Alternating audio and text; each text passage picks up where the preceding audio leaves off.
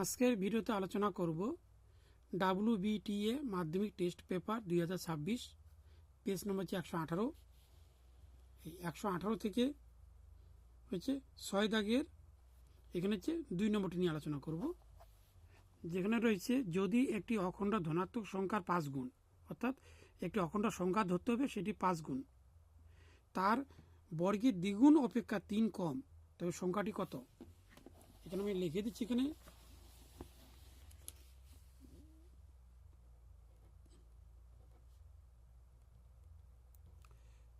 ধরি সংখ্যাটি এক্স। এখানে বলা আছে, দেখে দিচ্ছি আরেকবার। এখানে বলা আছে যে অখণ্ড ধনাত্মক সংখ্যার 5 গুণ, অর্থাৎ সংখ্যাটা হবে 5 গুণ। তাই এখানে লিখতে হবে অখণ্ড ধনাত্মক সংখ্যার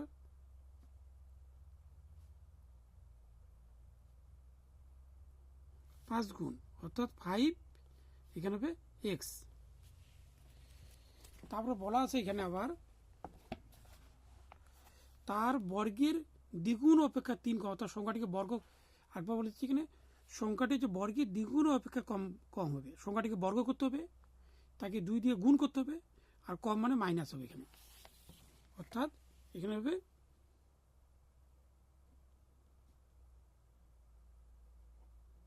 সংখ্যাটি বর্গের দ্বিগুণ অপেক্ষা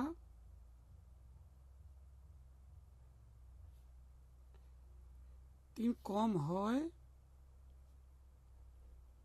তবে সংখ্যাটি হচ্ছে এক্স। এখানে বর্গ মানে স্কোয়ার, দ্বিগুণ মানে 2, আর কম মানে হচ্ছে -3, এটি আসবে। তাহলে লিখতে হবে এখানে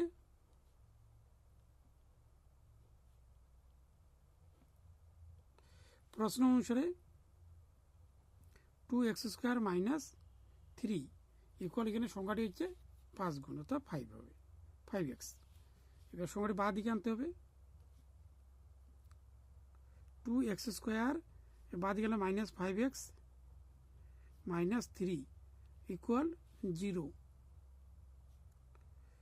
2x² মাইনাস 3 দুগুণা 6, তাহলে 6 - 1 এখানে হবে into x - 3 equal 0। 2x² minus এখানে ইন্টু করলে হবে 6x মাইনাস মানে প্লাস 1x -3 0। 2x কমন যাবে, তাহলে আমরা 2টি এক্সের মধ্যে একটি এক্স চলে গেল, তাহলে একটি এক্স মাইনাস 2 দিয়ে ভাগ করলে 3 দুগুণা 6 প্লাস এখানে 1, এখানে থাকবে x - 3 ইকুয়াল 0। x - 3 আর থাকবে এখানে 2x + 1 ইকুয়াল 0। সুতরাং একটি অংশ বের করতে হবে। x - 3 equal 0, x equal +3। 2x + 1 equal 0, 2x equal এখানে -1, আর x ইকুয়াল হচ্ছে -1/2। এখানে -2 গ্রহণযোগ্য হয় না, তাহলে x ইকুয়াল -1/2 গ্রহণযোগ্য নয়, তাহলে x ইকুয়াল হবে 3।